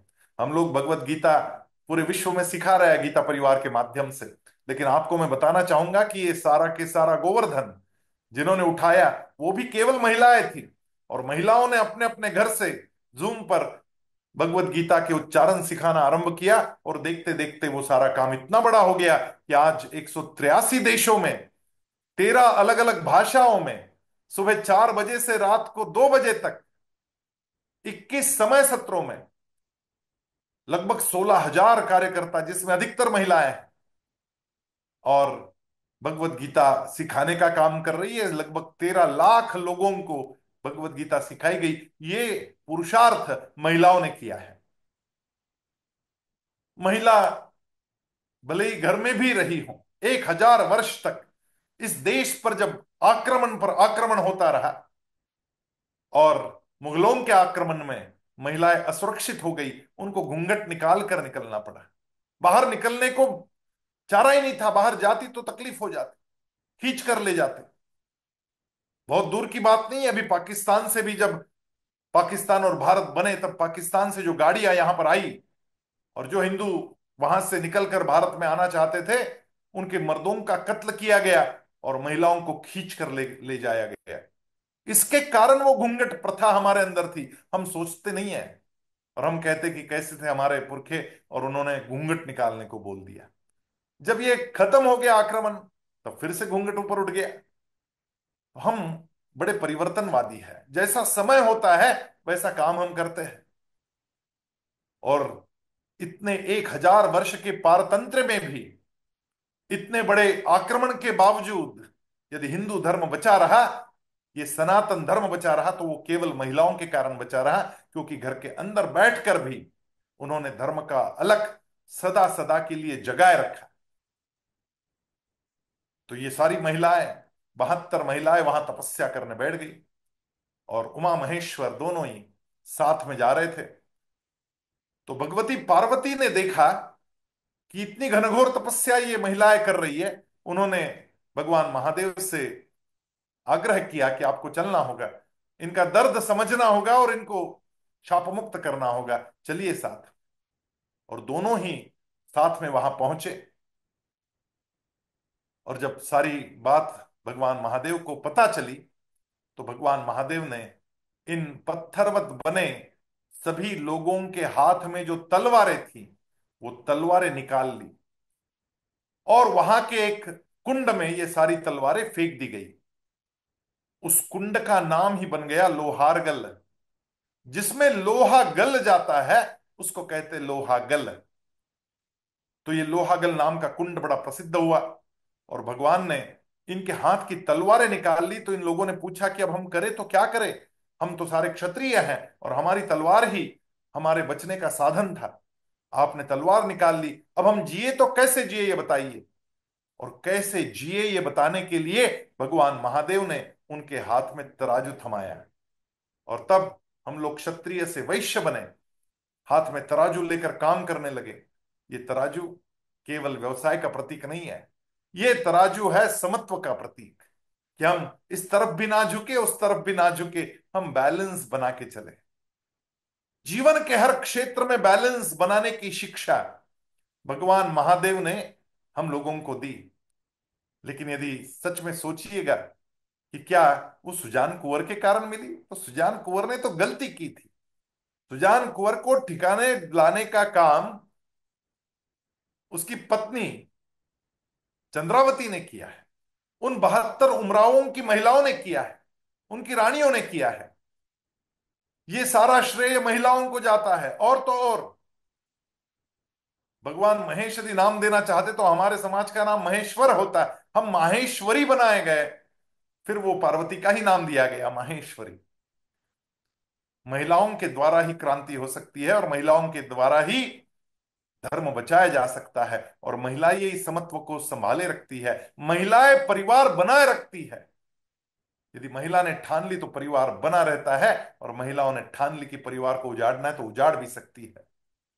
ये शक्ति है, और इसीलिए पार्वती को भी शक्ति के नाम से जाना जाता है, दुर्गा के नाम से जाना जाता है। और हमारी सारी शक्तियां स्त्री रूप में मानी जाती है, फिर वो लक्ष्मी हो, वो सरस्वती हो, या दुर्गा हो, वो सारी शक्तियां हैं। और ऐसी महिला शक्ति आज यहां पर बैठकर महेश नवमी की पूर्व संध्या में पहले चिंतन मंथन कर रही है कि हमें कैसे करना है। तो भगवान महादेव कैसे हर दर्द को, दुख को हरते हैं, कैसे हर क्लेश को हरते हैं, ये समझने के लिए आज हम लोग यहां एकत्रित है। हम लोगों को यह समझना होगा कि क्लेश की व्याख्या क्या है, दुख कहते किसको है। एक दिन मैंने अपने यहां विद्यालय में ध्रुव ग्लोबल स्कूल के बच्चों के साथ, छात्रों के साथ में वार्तालाप कर रहा था, तो मैंने एक बच्चे के हाथ में, व्यापारी लोग हैं तो यहाँ वहां घूमते रहते, और घूमते घूमते मैं स्कूल भी चला गया था, तो जेब में पैसे थे, लगभग 1 लाख रुपए की गड्डी थी। उस जमाने में हजार हजार की नोटें आती थी, तो मेरे जेब में 1,000 रुपए की गड्डी थी। तो किसी बच्चे ने मुझे पूछा कि भैया ये आपकी जेब में पैसे है ना। मैंने कहा हाँ बिल्कुल पैसे है, सही पहचाना। तो उसने कहा कि हमें देने के लिए लाए क्या, ताकि आज हम बाहर जाएं, घूमें, बाजार में पहुंचे और वहां कुछ खरीदे। तो मैंने कहा बिल्कुल दूंगा, लेकिन एक शर्त है, आप लोगों को बैठकर एक लिस्ट बनानी होगी, और उसमें आवश्यक चीजें क्या है ये लिखना होगा। तो बच्चों को लगा कि वास्तव में पैसे मिलने वाले हैं, बैठ गए और अपने अपने लिस्ट बनाई। उनकी जो लिस्ट बनी थी वो सारी की सारी लिस्ट केवल मौज मजे की चीजें खरीदने के लिए थी। एक एक लिस्ट मैंने जब देखी तो मैंने कहा ये तो, इसमें जरूरत की चीज कुछ नजर नहीं आती, ये तो सारी चीजें आपने जो लिखी है ये मौज मजे की चीजें है। तो चलो और एक एक्सपेरिमेंट करते हैं, मैं 1,000 रुपये आपको देता हूं, आप में से कोई आए और इसको फाड़ के दिखाए। 2-3 बच्चों ने हाथ ऊपर कर दिए कि हम आएंगे। मैं घबराया, मैंने कहा ये फाड़ भी दे तो बच्चे कुछ भी कर सकते हैं। तो मैंने उनको आगे की सूचना दी कि ये 1,000 रुपये आपके थे, बाकी लोगों को सबको मिलेंगे, लेकिन आप आपकी नोट फाड़ेंगे तो आपको नहीं मिलेंगे। दोनों नीचे बैठ गए, एक अकेला बचा, वो आगे आया, वो बोला मैं तो फाड़ूंगा। मैंने कहा देखो बेटा, पैसे तो तुम्हारे हैं नहीं, ये तुम्हारे पिताजी ने तुम्हारे अकाउंट में यहाँ विद्यालय में रखे हैं। तो पहले एक काम करना होगा, तुम अपने पिताजी को फोन करो और उनको पूछो कि क्या मैं 1,000 की नोट फाड़ सकता हूं, बताओ नंबर, मैं ही बात करता हूं। अब जरूरी था, क्योंकि वो फाड़ देता तो मेरी निकल जाती और सारा प्लान जो बना था वो गड़बड़ हो जाता। तो मैंने उसके पिताजी को फोन लगाया और पिताजी को पूछा मैंने कि आपका बेटा आज 1,000 की नोट फाड़ना चाहता है, क्या आप अनुमति देंगे। अब वो तो चिढ़ गए मेरे ऊपर, बोलते यही सिखा दे क्या आप वहां पर विद्यालय में कि 1,000 की नोट फाड़ी जाती है, अरे 1,000 रुपए कमाने के लिए मेहनत कितनी करनी पड़ती है, आपने कभी सोचा है। मैंने कहा आप क्या करते बताइए। बोले मेरी कपड़े की दुकान है, 1,000 रुपया कमाने के लिए मुझे लगभग 10-12 मीटर कपड़ा बेचना पड़ता है, तब जाके 1,000 रुपये मुझे मिलते हैं, और उसके लिए मुझे लगभग 4-8 घंटा मेहनत करनी पड़ती, तब जाके इतना पैसा मैं कमा लेता हूं। तो ये अनुमति मैं नहीं दे सकता, पैसे कोई फाड़ने की चीज नहीं होती। अब ये सारी बात जब वो बता रहा था तो बच्चा भी थोड़ा सा शर्मिंदा हो गया, और बच्चा बोला कि नहीं मैं नहीं फाड़ूंगा। फिर उसके बाद मैंने बच्चों से चर्चा की कि हम लोगों की सुख की व्याख्या और हम लोगों की दुख की व्याख्या क्या है, ये आज जरा तय करते हैं। सुख का और दुख का विलोम शब्द क्या है, विरुद्धार्थी शब्द क्या है, ये पहले ढूंढ लेते हैं। तो बच्चे ने कहा कि सुख का, दुख का विरुद्धार्थी, वो आपस में ही विरुद्धार्थी है। तो मैंने कहा नहीं, दुख का विरुद्धार्थी शब्द बताओ। उसने कहा सुख। मैंने कहा नहीं, सुख नहीं है, दुख का विरुद्धार्थी शब्द सुख कैसे होगा। अच्छा चलो मान लिया कि ये सुख का विरुद्धार्थी शब्द है, तो समानार्थी शब्द बताओ कुछ। तो उसने कहा आनंद। मैंने कहा आनंद, आनंद ये सुख का समानार्थी शब्द नहीं हो सकता। चलो सुख का समानार्थी विरुद्धार्थी शब्द दुख है ये मान लिया, तो सुख का समानार्थी शब्द आनंद नहीं हो सकता। उन्होंने कहा कैसे, आनंद का भी तो विरुद्धार्थी शब्द दुख ही है, तो फिर दुख, ये यदि आनंद का भी विरुद्धार्थी है और सुख का भी विरुद्धार्थी है, तो फिर आनंद और सुख ये समानार्थी हो गए। मैंने कहा बिल्कुल नहीं, ऐसा नहीं होगा। सुख का समानार्थी शब्द यदि दुख है, तो दुख का समानार्थी शब्द सुख, उसके अलावा और भी कुछ शब्द है क्या, देखो। उन्होंने कहा हर्ष। मैंने कहा हर्ष तो थोड़ी देर के लिए जो मजा आती है उसको हर्ष कहते हैं हम लोग, क्षणिक होता है, क्षणिक आनंद की अनुभूति जो है उसको हम हर्ष कहते हैं, लेकिन वो तुरंत चला जाता है। और सुख जो है वो भी बाहर प्राप्त होता है, अंदर नहीं मिलता है। आपने जो लिस्ट बनाई है उसमें वो मिल जाएगा कि जाके सिनेमा जाना है तो सुख मिल जाएगा, जाके कैडबरी खानी है सुख मिल जाएगा, जिह्वा को सुख मिलेगा, नेत्रों को सुख मिलेगा। लेकिन आनंद कोई अलग चीज है। आनंद का विरुद्धार्थी शब्द दुख नहीं है, कुछ और शब्द है। आप ढूंढिए। तो बच्चे लगे ढूंढने में कि आनंद का विरुद्धार्थी शब्द क्या है, और आनंद का कोई विरुद्धार्थी शब्द ही नहीं है, क्योंकि आनंद जो है वो अंतर्मन की अनुभूति होती है, अंदर से आनंद प्रस्फुटित होता है, और इसलिए आनंद का कोई विरुद्धार्थी शब्द नहीं हो सकता। हमारे यहां तुकाराम महाराज महाराष्ट्र में होके गए, उन्होंने कहा आनंदाचे डोही आनंद तरंग। आनंद के डोह में उतर जाओ तो आनंद के ही तरंग निकलते हैं। इस आनंद की प्राप्ति के लिए हमें करना क्या होगा। भगवान महेश्वर को अन्य अन्य नामों से जाना जाता है, लेकिन एक नाम जो उनका है वो है आदि योगी। आदि योगी है भगवान महादेव, और योग पर मैंने बहुत काम किया है, और इसलिए योग के उन्होंने जो 112 सूत्र भगवती पार्वती को बताया है, वो अद्भुत सूत्र है। कभी किताब मिले तो पढ़ना जरूर। विज्ञान भैरव नाम से, विज्ञान भैरव तंत्र, इस नाम से वो 112 सूत्र बड़े प्रसिद्ध है। और उनमें उन्होंने जो उपदेश किया है, वो उपदेश यदि हम थोड़ा सा उसको टेस्टिंग करें, हमारे साथ थोड़े प्रयोग करके देखें कि क्या सूत्र दिए हैं, तो पता चलता है कि भगवत गीता जो है वो उन्हीं सूत्रों के आधार पर किया गया विस्तार है। या महर्षि पतंजलि ने जो योग शास्त्र बताया, वो योग शास्त्र भी पूरा के पूरा उन सूत्रों के ऊपर आधारित है। बस इतना हुआ कि उसको विभागशः उन्होंने बांट कर उसके 8 विभाग बनाए, यम नियम आसन प्राणायाम प्रत्याहार धारणा ध्यान समाधि, ये वो 8 जो अलग अलग अंगों में बांट दिया, तो ये अष्टांग बन गया। और उसका उद्गम भगवान महेश्वर ने पार्वती को उपदेश करते समय, भैरव ने भैरवी को, यानी शंकर ने पार्वती को जो उपदेश किया, उसमें ये 112 सूत्र छुपे हुए हैं। क्या बताया गया उनमें, वही बात भगवत गीता में बताई गई, इसलिए आपको बताना चाहूंगा। उन्होंने कहा ये जो तराजू है ना, ये जो तराजू मैंने माहेश्वरी समाज के हाथ में दिया, इस तराजू का सच्चा अर्थ अब समझने की बारी है। समत्वम योग उच्चते, ये तराजू जब समतल बनेगा, इसमें समत्व आएगा, ये किसी भी तरीके से इधर उधर झुका हुआ नहीं रहेगा, तब जाके योग का आरंभ हो गया, ऐसा समझ लेना। समत्वम योग उच्चते, उच्चते यानी उच्चार करना, समत्व ही योग का दूसरा नाम है, समत्व ही योग कहलाता है। अब ये समत्व क्या होता है।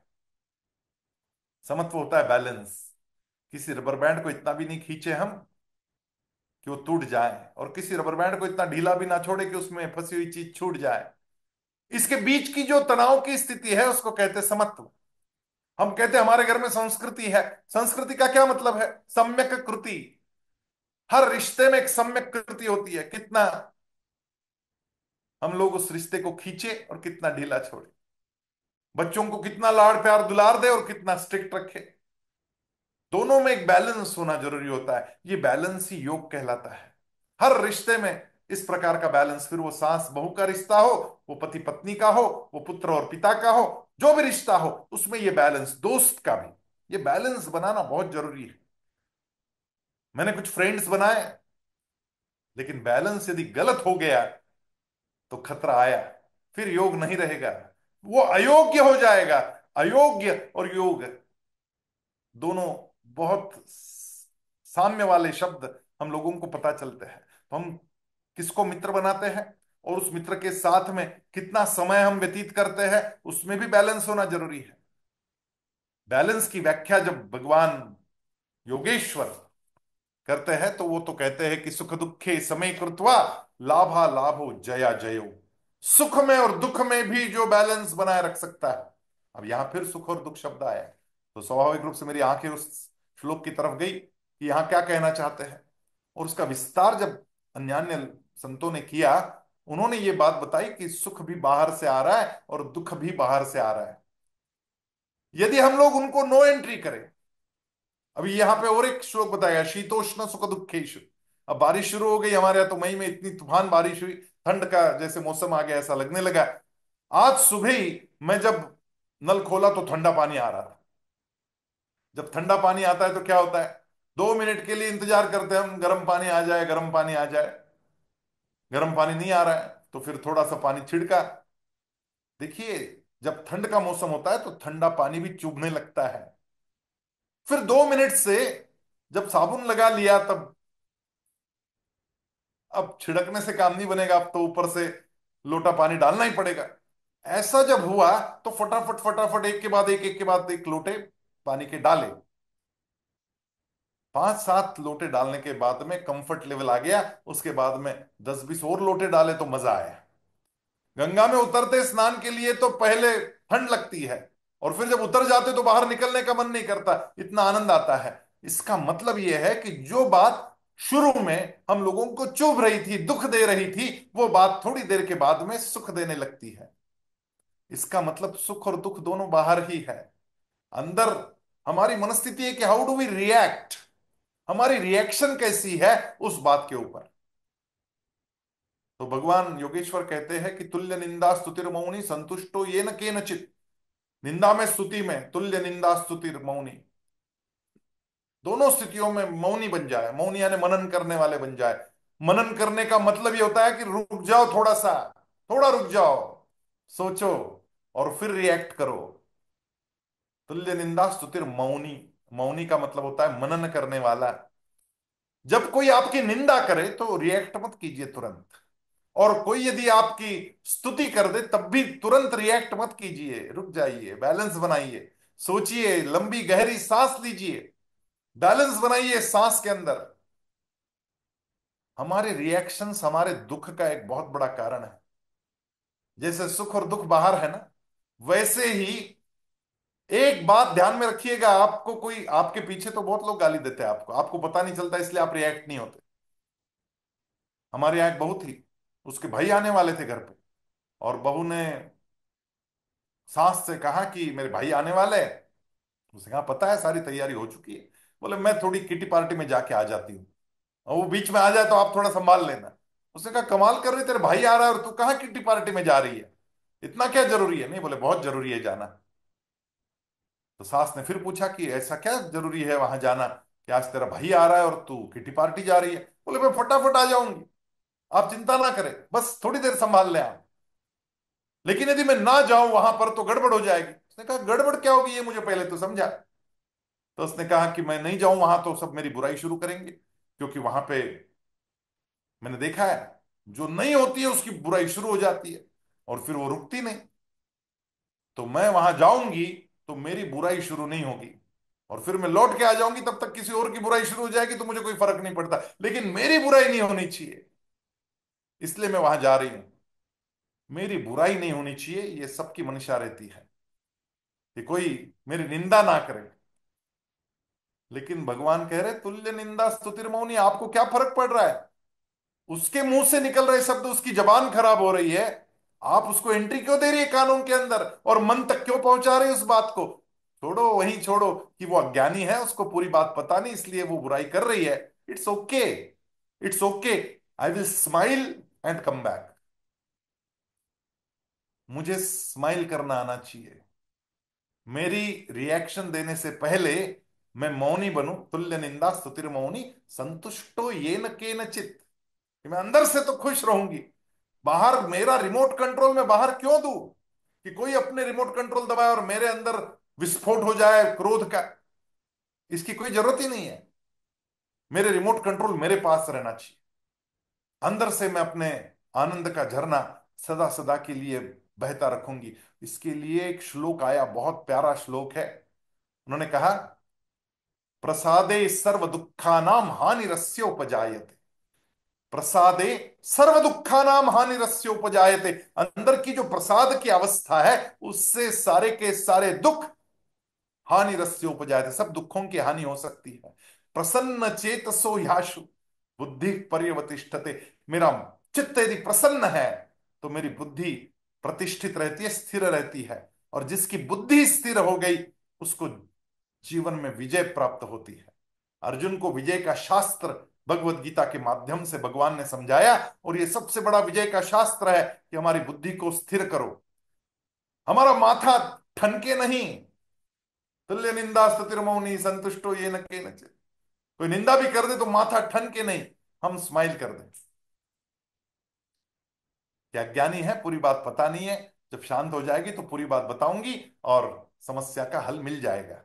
लेकिन उस क्षण में यदि मेरा स्वर ऊंचा उठ जाता है तो घर में क्लेश आते हैं।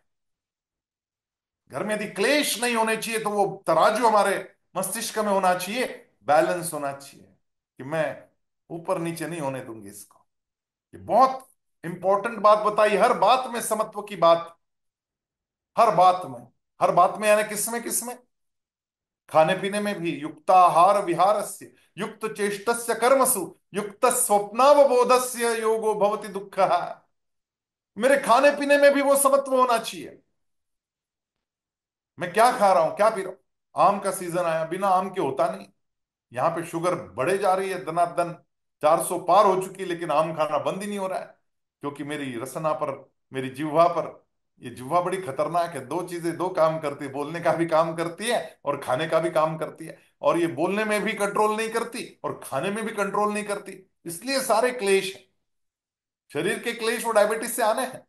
तो कितना खाना चाहिए, युक्त आहार, युक्त होना चाहिए आहार। इतना भी ना खाएं कि मेरा वजन ही बढ़ता चला जाए। फिर वजन बढ़ गया तो डायबिटीज आना है, हाइपरटेंशन आना है, निद्रा नाश होना, ये सारी चीजें आएगी। तो खाने पर कंट्रोल, युक्त आहार। क्या क्या खाने पर भगवान ने बहुत सुंदर बातें बताई। यत्तद अग्रे विषम इव परिणामे मृतोपमम तत्सुखम सात्विकम प्रोक्तम आत्मबुद्धि प्रसादजम।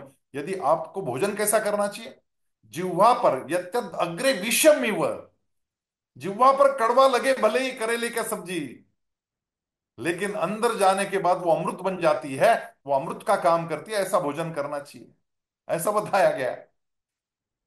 लेकिन विषयेंद्रिय संयोगात यत्तद अग्रे मृतोपमम, ऊपर ऊपर मुंह पर जबान पर हम लोगों को अमृत जैसा लग रहा है, लेकिन अंदर जाके विष का काम करेगा।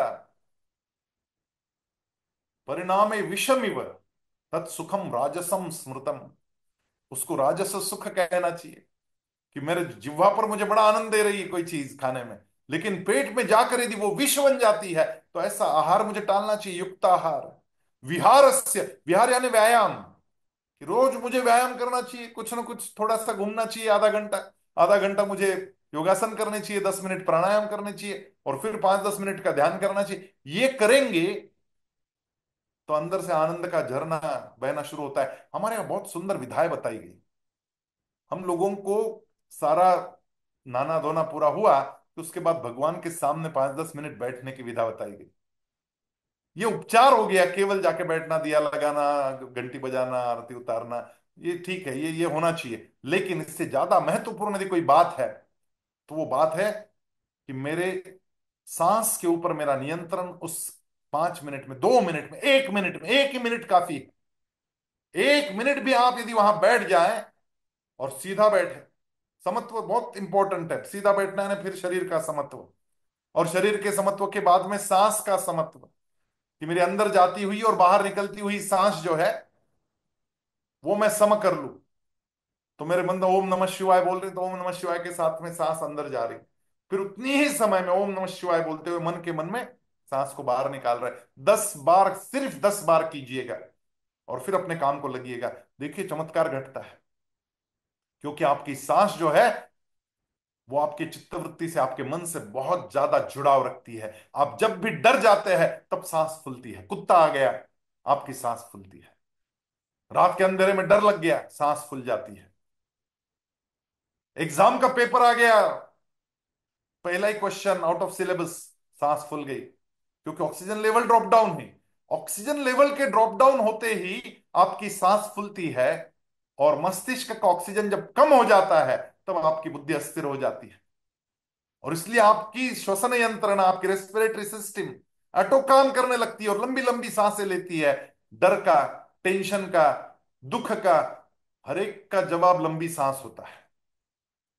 आप बहुत दुख में भी चले जाते ना, फोन आ गया कि कोई बहुत परिचित आदमी एक्सपायर हो गया, तो आपकी सांस फूल जाती, क्या बात कर रहे हैं, हाँ चला गया, इतनी कम उम्र में कैसे चला गया, सांस फूल गई, क्योंकि ऑक्सीजन लेवल नीचे आई।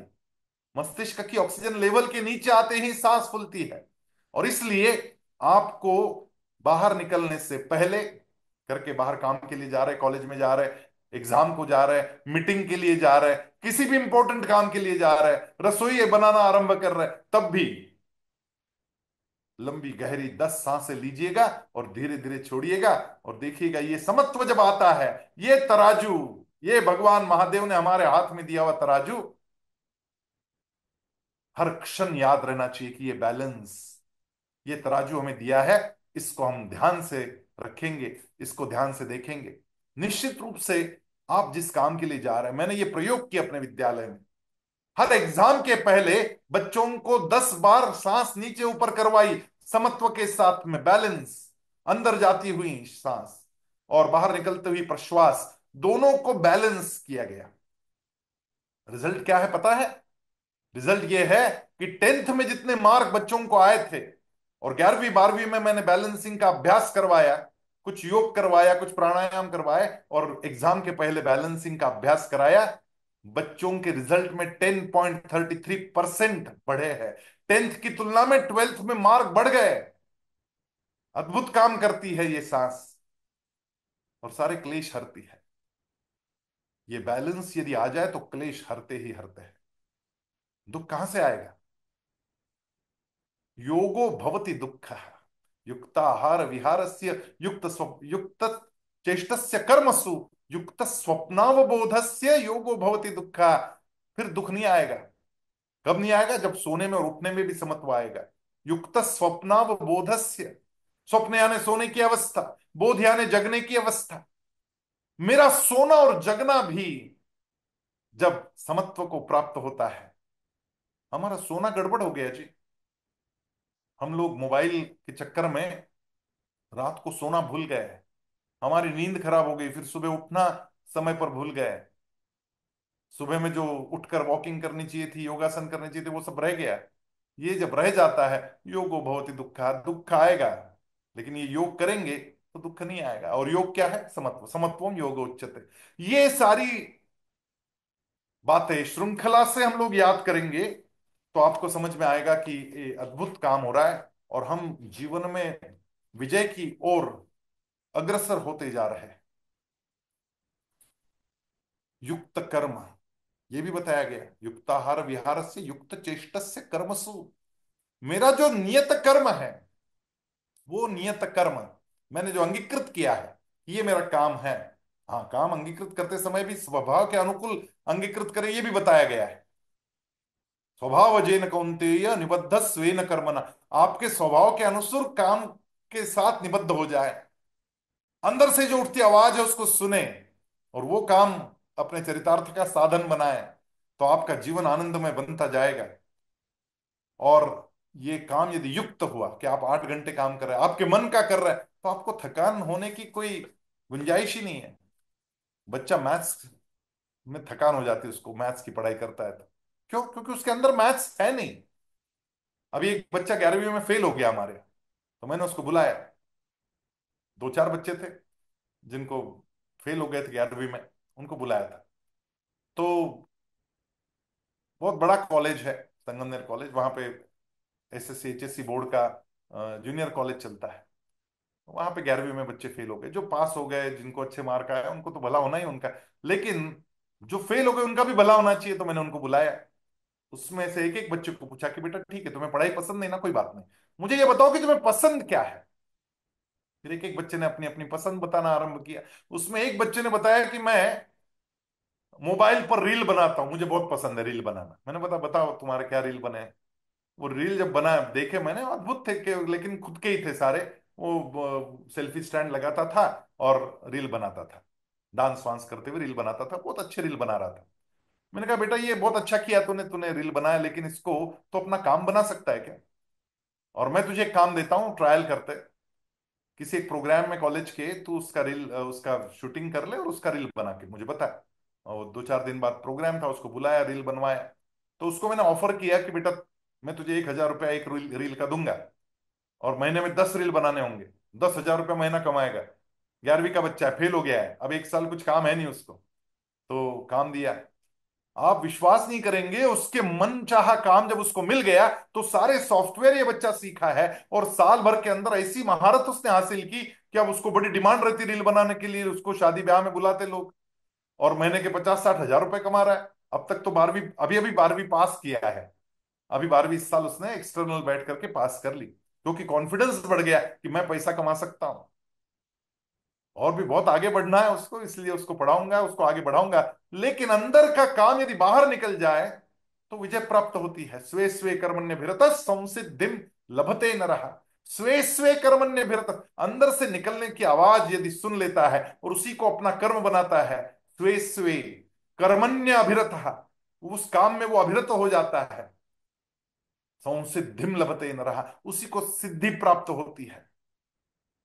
मेरे अंदर क्या बज रही आवाज, इसको सुनना होगा। किसी के अंदर संगीत बजता है, किसी के अंदर भाषा बजती है, किसी के अंदर गणित बजता है, तार्किक बातें बजती है, किसी, कोई लोग इंटरपर्सनल इंट्रापर्सनल इंटेलिजेंट होते हैं। इंट्रापर्सनल यानी अंदर उतरते, और अंदर ही उनके संवाद जो होता है उससे कविताएं प्रस्फुटित होने लगती। गहन चिंतन करके बहुत अच्छा लेखन करने लगते। कुछ बच्चे फिजिकली इंटेलिजेंट होते हैं, बहुत अच्छा नृत्य करते हैं, बहुत अच्छा नाट्य करते हैं, या खेलते बहुत अच्छा। खेल में यदि महारत है तो खेल में आगे बढ़े। हमारे यहाँ बच्चे हैं, मैं आपको बता दूं, 7वीं 8वीं 9वीं के बच्चे जो बहुत सुंदर योगासन करते हैं। इस बार खेलो इंडिया यूथ गेम्स बिहार में हुई अभी इसी महीने में, 24 में से 10 मेडल्स खेलो इंडिया यूथ गेम्स के अकेले स्कूल में आए हमारे। वो बच्चे इतना आनंद लेते हैं योगासन करने में, दिन में 4 घंटा 5 घंटा प्रैक्टिस करते, थकते ही नहीं। थकते इसलिए नहीं क्योंकि उनके अंदर से वो योग बहता है। और एक गोल्ड मेडल यानी 5 लाख का इनाम मिलता उस बच्चे को। तो ऐसे 10-10, 12-12, 16-16 लाख रुपए बच्चों ने एक एक साल में कमा लिए। 2 इवेंट में, 3 इवेंट में गोल्ड सिल्वर लेके आ रहे। गोल्ड लाते तो 10 लाख रुपए मिलता, सिल्वर लाते तो 3 लाख मिलता है, और ब्रॉन्ज मेडल आता है तो 2 लाख रुपए मिलते हैं। और फिर योग शिक्षक बहुत अच्छे पैसे कमा रहे, बहुत बढ़िया काम कर रहे आगे जाके। देखिए जीवन की एबीसीडी में बी और डी हमारे हाथ में नहीं है। बी फॉर बर्थ है और डी फॉर डेथ है। जन्म और मरण हमारे हाथ में नहीं, वो होना है तब होगा। लेकिन बीच वाला जो सी है ना, वो सी हमारे हाथ में है। जातस्य ही ध्रुवो मृत्युर ध्रुवम जन्म मृतस्य च।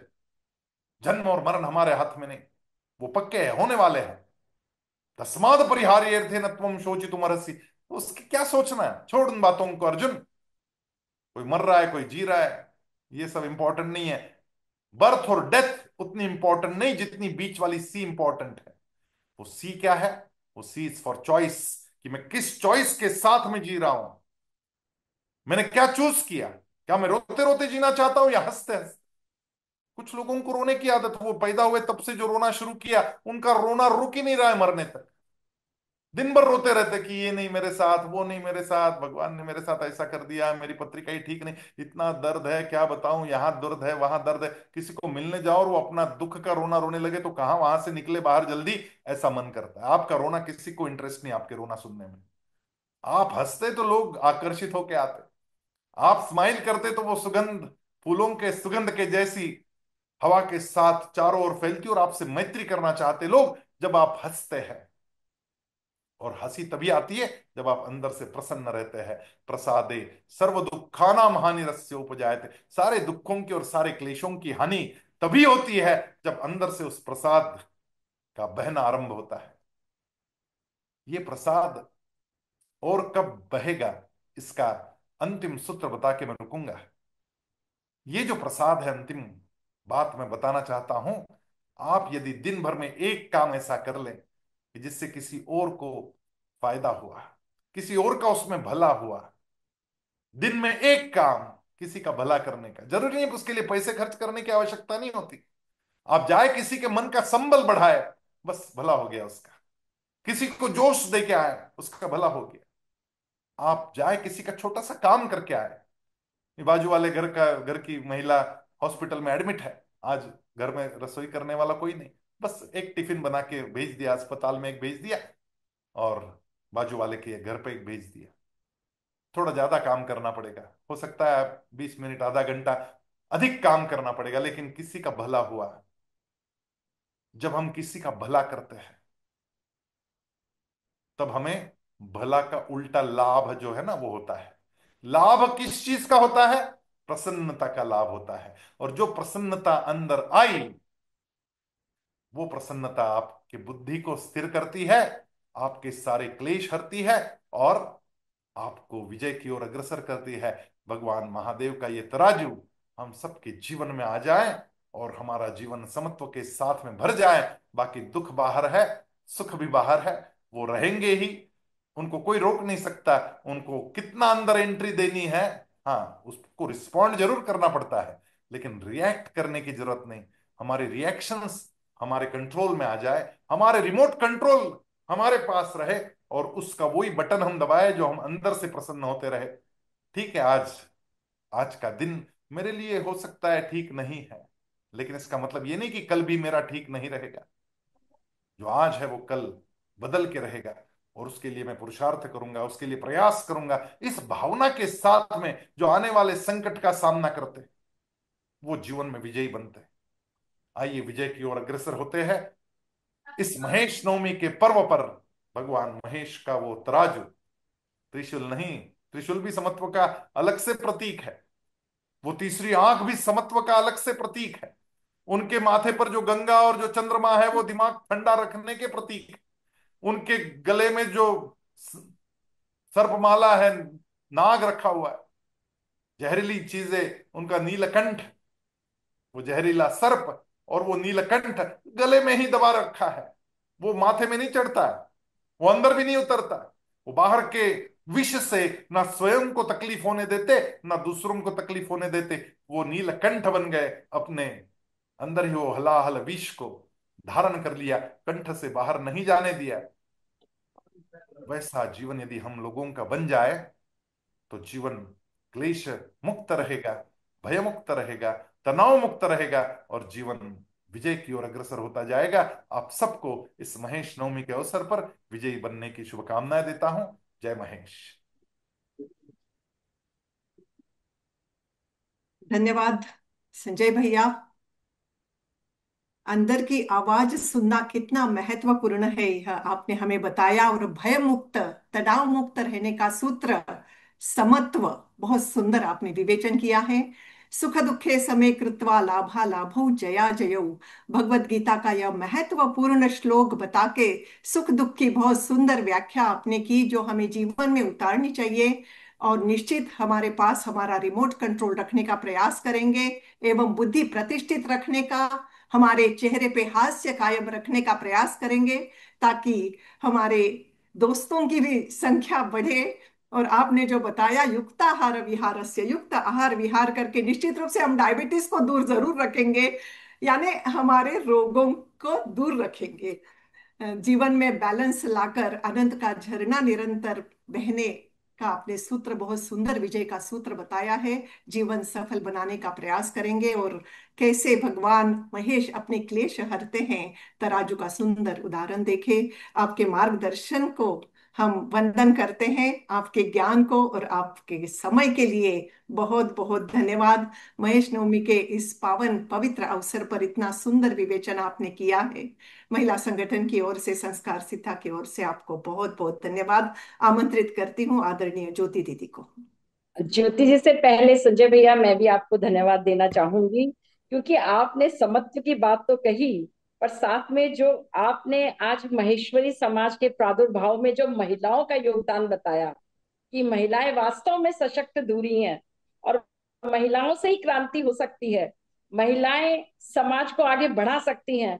आज महिला संगठन के इस पटल पर आपने जो अपने विचार व्यक्त किए समत्व भाव के प्रति, जो आपने दूरदर्शिता बताई, महेश नवमी का एक सुंदर हमें ज्ञान दिया, उसके प्रति मैं पुनः नमन करती हूँ। बहुत बहुत आपका धन्यवाद करती हूँ। और इस सूत्र के माध्यम से हम अपनी महेश नवमी को सेवा प्रकल्प के साथ परिभाषित करेंगे ताकि आंतरिक खुशी मिले। बस इन्हीं भावनाओं के साथ पुनः आपका धन्यवाद। धन्यवाद अंजलि जी, धन्यवाद मंजू दीदी, धन्यवाद संजय भाई साहब। तो आइए थोड़ी नजर घुमाते हैं हमने अपने इंद्रधनुष के रंगों को इस समय, इस बीते 7 दिनों में किस विभिन्न रूपों में देखा है। एक बहुत थोड़ा सा समय लूंगी मैं आप सभी का। बहनों, प्रतिदिन हमारे अतिथियों ने अपने अनुभवों से मार्गदर्शन दिया, तो वक्ताओं ने अपने अनुभवों से, अपने श्रेष्ठ विचारों से, अपने श्रेष्ठ उद्बोधन द्वारा सभी को ज्ञानवर्धक शिक्षा प्रदान की। फिर चाहे वह पारिवारिक रिश्तों की हो, व्यक्तित्व के निखार की हो, समाज या राष्ट्र के विकास से जुड़ने की हो। 27 से आज तक, जी हाँ, वैसे 26 को हमारा प्रथम दिवस था आत्मरक्षा महाअभियान का। आदरणीय सभापति जी श्रीमान संदीप जी काबरा भाई साहब ने अपने विचारों से हमारा उत्साह वर्धन किया, तो रमेश जी तापड़िया जी ने बहुत बड़ी बात कही कि सर्वोच्चता की दौड़ में परिवार को नगण्य न करे। उनकी एक बात बहुत दिल को छू गई थी कि मेरे वक्तव्य से प्रश्न मत निकालिएगा, कुछ अच्छा लगे तो जरूर अपनाइएगा।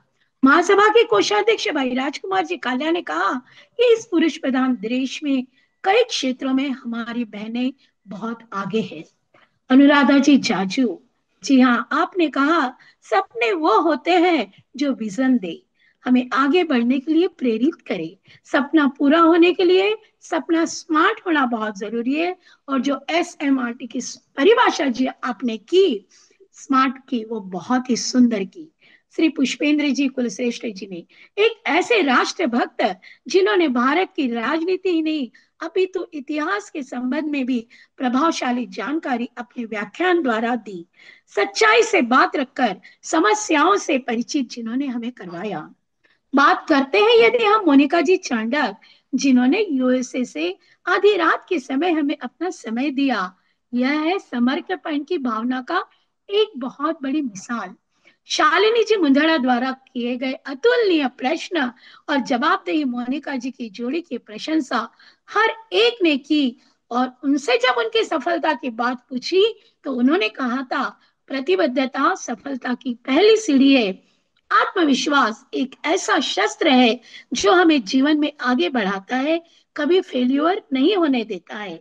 राष्ट्रीय युवा नेतृत्वकर्ता भाई शरद जी सोनी, महिला संगठन के कार्यों की आपने बहुत सराहना की, और आपने कहा कि एक विशेषता है इस संगठन की कि सभी पूर्व राष्ट्रीय अध्यक्ष जब भी हम देखते हैं अपना सहयोग हमेशा देते हैं, और आज भी सभी हर कार्यक्रम में उपस्थित रहते हैं कि जो किसी अन्य संस्था में हमें नहीं दिखाई देता है। कल हमने देखा सुरभि जी मोहताज, जिनके भाव भरे गीत के माध्यम से संगीत की मधुरता ने आत्मा को छुआ।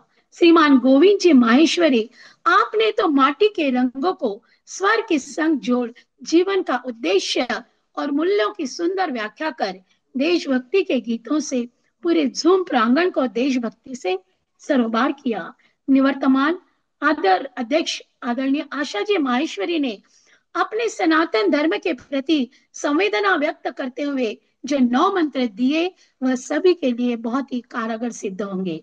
आदरणीय श्याम भाई साहब, आपने बहुत अच्छी बात कही कि बच्चों का जन्मदिन हम हमेशा जिस धूमधाम से मनाते हैं, तो विश्व विख्यात समाज के वंशोत्पत्ति दिवस को भी हम कैसे विस्तृत रूप में मनाया जाए, इसकी बहुत सुंदर परिभाषा अभी आपने सभागार के समक्ष रखी। श्रीमान संजय जी मालपानी साहब, अभी भी हम सबने सुना, अतः ज्यादा क्या कहूं, आपने संपूर्ण गाथा कहानी द्वारा माहेश्वरी उत्पत्ति दिवस की रखी। बहुत सुंदर बात अंजलि जी ने भी बताई। आपने महिलाओं के पुरुषार्थ की बात कही, यह बहुत बड़ी बात थी। आपने महिलाओं के अनेक गुणों को विभिन्न उदाहरणों के माध्यम से दर्शाया। मुझे लगता है कि हम सभी बहनें अपने आप को गौरवान्वित महसूस कर रही होगी। हमारा प्रथम दिवस 26 तारीख को आत्मरक्षा राष्ट्रीय महाअभियान के साथ शुरू होकर आज 1 तारीख यानी 7 दिन, जी हाँ, 7 रंगों ने मिलकर एक ऐसा इंद्रधनुष्य रच दिया जिसने हर सहभागिता के दिल में आत्मबल की नई दृष्टि और प्रेरणा का उजास भर दिया। यह कार्यक्रम एक यादगार अनुभव रहा हमारी बेटियों के लिए, हमारी युवतियों के लिए। एक नया आसमान मिला है सभी को।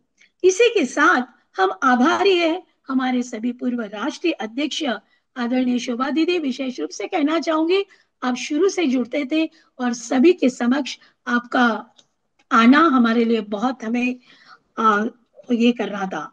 पदाधिकारी, सभी पदाधिकारीगण, सुशीला दीदी भी और गीता दीदी भी हमें बहुत बार मिले हैं। कार्यक्रम में उपस्थित सभी पदाधिकारीगण, समस्त सह प्रभारी और कार्यक्रम में सहभागी होने वाली मेरी बहनें, जितना भी अभिनंदन करूं कम है। हमारी बाल एवं किशोरी विकास संस्कार सिद्धा समिति से जुड़ी हर बहन का, अनुसया जी मालू, अंजलि जी तापड़िया, ज्योति जी बाहेती, अनुराधा जी मालपानी, चंचल जी राठी, सुमन जी जाजू, हंसा जी, आप सभी सातों, मुझे लगता है यह इंद्रधनुष के मानो सातों रंग थे। जूम प्रदान करने हेतु विदर्भ प्रदेश माहेश्वरी महिला संगठन का बहुत बहुत धन्यवाद और संचालित करने हेतु संचार सिद्धा समिति का भी बहुत बहुत धन्यवाद। अंत में अपने शब्दों को विराम देने से पूर्व यही कहूंगी कि वर्तमान में कैसे हम आत्मविश्वास जगाते हैं अपने आप में और इस रंग बदलती दुनिया में बस कैसे निखारते हैं अपने आप को। जय उमा महेश का करिए जाप और कर लो आसान अपनी राह अपनी राह। धन्यवाद। जय उमा महेश। इसी धन्यवाद ज्योति दीदी, बहुत सुंदर शब्दों में आपने समीक्षा की है 7 दिनों की, और सभी को बहुत सुंदर शब्दों में धन्यवाद भी ज्ञापन किया है। आदरणीय मंजू दीदी एवं आदरणीय ज्योति दीदी, आपके निरंतर मार्गदर्शन से ही संस्कार सिद्धा समिति ने इतना बड़ा प्रकल्प हाथ में लिया और यशस्वी हम हो पाए, क्योंकि आपके मंजू दीदी ने मार्गदर्शन। अपने ऊपर विश्वास किया। अंजलि दी, मंजू दीदी का विश्वास था अपने पर कि अपन सब कर बहुत, पाए हैं। और इसीलिए इस विश्वास के साथ उन्होंने जो दिशा दर्शन दिया है हमें, वो बड़ा महत्वपूर्ण था। आपको नमन प्रणाम ज्योति दीदी, मंजू दीदी, अनुसया दीदी जो प्रदर्शक के रूप में है, उनका मार्गदर्शन पाया हमने। सभी पूर्वाध्यक्षों के आशीर्वाद तो हमारे साथ हरदम ही रहते हैं। सभी केंद्रीय पदाधिकारी, आंचलिक पदाधिकारी, सभी प्रदेशों के अध्यक्ष सचिव, सभी जिलों के अध्यक्ष सचिव, समिति संयोजिकाएं, सभी समितियों के प्रभारी, सह प्रभारी, और भी सभी जो भी जुड़े हैं, श्रोतागण, बहुत महत्वपूर्ण है वो, और सभी किशोरियां, क्योंकि आपके बिना तो ये कार्यक्रम यशस्वी हो ही नहीं पाता था। और मेरे साथ मेरे, जैसे अभी ज्योति दीदी ने हमें 7 रंगों की उपमा दी है, तो ये जो 7 सहप्रभार, जो 5 6 सहप्रभारी और अनुसया दीदी, ऐसे 7 हम लोग आपको बहुत बहुत धन्यवाद देना चाहते हैं। और पुनश्च एक बार श्याम भैया अंजलि आज आए यहाँ और मार्गदर्शन किया, और संजय भैया आप पधारे, बेंगलोर से आए और तुरंत ज्वाइन कर लिया आपने जूम। तो बहुत बहुत धन्यवाद, मेरे पास धन्यवाद देने के लिए शब्द नहीं है आपको। आपको दोनों को प्रणाम करती हूँ, नमन करती हूँ, और सभागार को नमन वंदन धन्यवाद। अंजलि जी, आपकी संयोजना को हम भी नमन करते हैं। और हमें अब एक बहुत महत्वपूर्ण अभियान लेना है, जो हमने लेना है आत्मरक्षा महाअभियान, जो हम ले रहे हैं राष्ट्रीय स्तर से। ये हमारी बच्चियों के लिए सेल्फ डिफेंस का कोर्स है, जो पूरे भारतवर्ष और नेपाल में हमारी संस्कार सिद्धा समिति के माध्यम से, अंजलि जी उसकी प्रोजेक्ट चेयरमैन है, और आपके द्वारा ये कार्यान्वित होगा। और इसके लिए भी हम आगे बैठ के करेंगे। और मुझे पूरा विश्वास है कि जिस तरह से हमारी ये श्रृंखला आज सफलता के चरण के अंतिम आयाम को, एक नए आयाम को छू रही है, ये अपने आप में सर्वश्रेष्ठ है। और ऐसा ही आत्मरक्षा अभियान हम बेटियों को देकर उन्हें सुरक्षा प्रदान कर पाएंगे, जो मैं समझती हूँ आज की स्थिति में सर्वोच्च प्राथमिकता है।